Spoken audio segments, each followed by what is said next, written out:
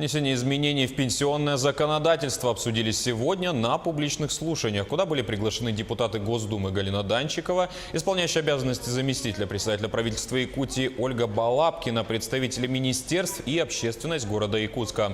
Стало известно, что на этой неделе завершится сбор подписей против повышения пенсионного возраста. В понедельник же данные будут отправлены в Общественную палату России, Государственное собрание Ил-Тумен и к руководителю региона Эссена Николаеву.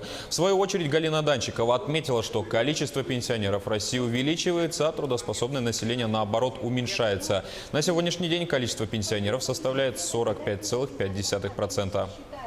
Во-первых, все мы должны понять, что это не пенсионная реформа. Потому что вы знаете, что закон 400, он в своей сути в базе остается. Вот все те статьи, которые были. Речь идет об изменении назначения страховой пенсии по возрасту. Вот ключевой задачей ставится все-таки повышение пенсии. Чтобы все-таки пенсию повысить, но пенсия должна составлять не менее, кажется, да, не менее 40% утраченного заработка.